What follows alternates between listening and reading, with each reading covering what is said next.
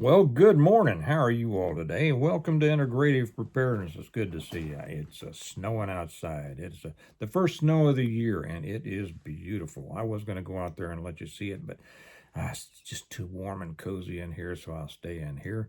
Grab yourself something to sip on while we talk.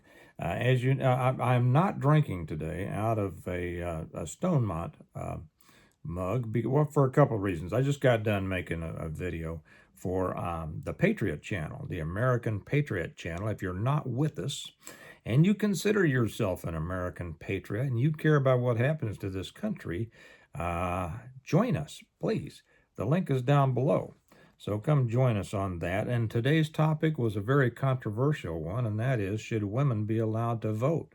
Now, before you get all jumping all over and hating me about that, watch the video before you make a judgment, okay? All right. But also, we are so snowed under with orders. We're working ourselves to death trying to get all the existing orders for mugs and books and everything like that out before Christmas. So I'm not advertising my books and mugs right now anymore. Sorry. Yeah, you can, but you can order them. But God has been very good. He has snowed me with a great deal of success, for which I thank him, give him all the glory on that. But that's why I am. If you're lucky enough to already have a Stone Mountain mug, or if you already ordered and you got them coming to you, well, lucky you. But anyway, the Second Amendment, very important. Let me take a sip out of this, and I'm going to talk about those who cannot be helped. Those who cannot be helped. Today's scripture that I put up on the Patreon channel, and if you're not with us on the Patreon channel, you should be, because there's so much good stuff over there. We start the day every day with either an inspirational quote or a scripture or something like that, which all scripture is inspirational, of course. And today's was Matthew 7:6, I believe it was. Do not cast your pearls before swine, for they will trample them, then turn on you and rend you. Rend, what a great word, right? What a biblical word. It's kind of like behold. They will rend you. They will tear you apart. They will criticize you. They will all sorts of things.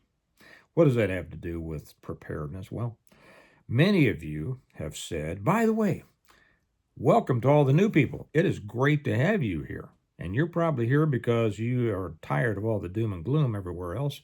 And you've come to a place to where we talk about preparedness in a positive way, right? Right. Good for you, because you are now on the right path. How many times have I heard, and how many times have you out there said, I try to get my friends, relatives, whatever, to understand what's going on in the world and the importance of preparedness, and they just don't get it. And they argue with me, and they make fun of me, and they put me down, and everything like that, and I've just had it. Well, you've done what you can, right? You've done what you can. That's what that verse is about. And, interestingly, even those people, I see it so often. I see it so often among preppers, not among PMPs, preparedness-minded people, which is what we call ourselves, but preppers, those people that are so consumed with all the same old information. They will not consider anything new. Beans and rice and golden hordes and blah, blah, blah, right? Go bag. And I try to help. Remember that scene in Billy Jack? I try. I really try. But I do try. I try to share information that I have, in my opinion, as a result of many, many years, of many experiences. Okay, I've said this before, I've lived a preparedness lifestyle for over 50 years. I've done a lot of things in my life, and I've paid pretty close attention, so I've learned some things. And when I try to share these things, it's so that hopefully it will be helpful to people who may not have thought about things the same way, or maybe haven't had the same experience, or whatever. And yet, whenever I say things, I did one, what was it, yesterday's? Or I don't know, recently it's been, when I said, it was about the economy. And I told the truth about the economy. The cold, hard truth about the economy. And that I'm sure that title brought a lot of people in, right? Because they were hoping for me to tell them again, to reinforce what they've heard already for so many channels and news, how horrible, terrible the economy is, because it makes them feel better about not doing well themselves. And I'm sure they were shocked and angered. And I know that some people, because I had to pull off some of their comments, they were just angry as could be that I would dare say that the economy was anything but horrible. And actually, I said that it was good. From many of you out there, because those of you who have been with me for a while, you're doing very well, and you shared your opinions and said, "Yep, doing great here in Florida. Yep, doing well here in Idaho." But I had another one from Idaho, and they said, "Yeah, well," and I don't remember who it was. And try living in a small town in Idaho where the minimum wage is $7.61 or $2 or something like that for the last 30 years. And then try to get a credit card and see how that goes." And I go, what the heck does that mean? And first off, I didn't understand whether they were saying that they have been making minimum wage for 30 years at $7.62, which, I mean, boggles the mind, right? Or whether $7.62 has been the minimum wage in Idaho for 30 years. Doesn't matter.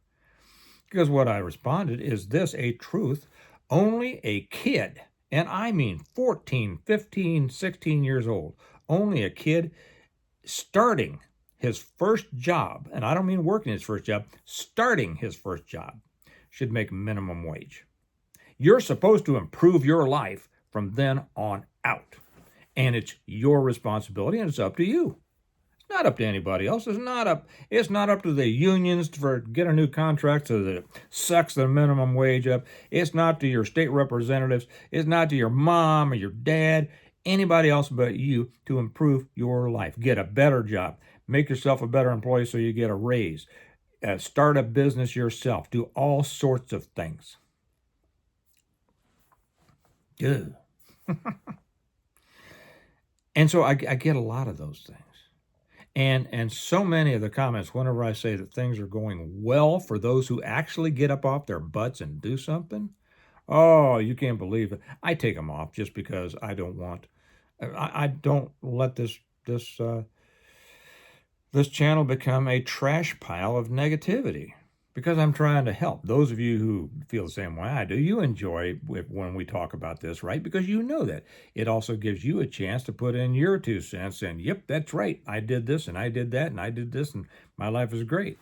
And then it helps those people who come along who have been victimized by these naysayers and these negative ninnies who want to include them in their sewer of negativity and tell them that things are bad. Those people, this is an answer. See, I'm telling you how, I deal with this too. When you say, when you ask, what do I do with the people who can't understand? I can't convince them to prepare. And yet we have people who claim to be preppers who simply won't improve their lives. They fall into the same. These people they're not even preppers, let alone PMPs. Because a prepper is somebody that at least does it for a positive, I mean, many of them do it out of fear. So I guess, it kind of falls into that. Well, anyway, they are determined to stay there, and they resent you for saying anything else. Here is the solution. This is the solution for you. Stop trying. Stop trying. That's what that verse is about. Don't throw your pearls in front of swine. They will trample them.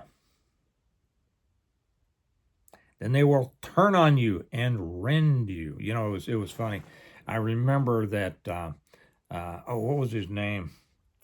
He passed several years ago from ALS. James, it'll come to me after many of you know. You're yelling at me, right? James so-and-so. He was down from Tennessee. Had that tactical response, right? He said something funny one time I think he was talking to John Lovell. And he said, Not everybody deserves my training. You know, and I think that set a lot of people off, but, he's right. James, what was his name? Jeez.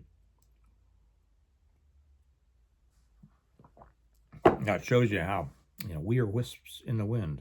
Years from now, people go, Steve, what was his name? Anyway, forget about it. Not everybody deserves. We could say not everybody deserves to do better. That would be shocking, wouldn't it? Probably if I titled this video that, oh, no, that'd get a lot of people on, but they'd, come on from hate and such. Maybe I will. We will see. That'd be funny, wouldn't it? But no, not everybody deserves to do better, because if they won't do better on their own, people get pretty much what they deserve. You know the old saying, I don't deserve this. Yeah, you do. I've had some horrible times in my life, and you know what? I deserved every one of them. Every one of them. Because they were the results of my own behavior. And I bet you agree with me, you good ones out there. There's another verse in the Bible. Jesus is saying, or he tells the disciples, go into a village, and if they rebuke you, shake the dust off your feet and leave. Let them. Leave them to their iniquities. That's not exactly what he said, but iniquity slips in when I'm speaking biblically, right? Leave them. If they don't want to get better, leave them. There are some people you cannot help. And the important thing is to realize that. Because every ounce of energy you spend trying to convince people who cannot be helped is an ounce that you waste, and an ounce that you don't have to actually help those who will take it, and those who will listen, and those who will improve their lives. But it's up to them. And here again, we go back to the parable of the sower. For those of you who are familiar with that. If you're not, look it up. It's a very important lesson. We can only sow the seed. Some will grow, some won't. And that's really not our concern. So when you're met with those people who just won't listen, won't learn, they've made their choice. Don't let their poor choice have a negative effect on you. You keep at it with a positive attitude, continue to improve your life so that you'll be able to help people when they need it, but also improving your life. Okay?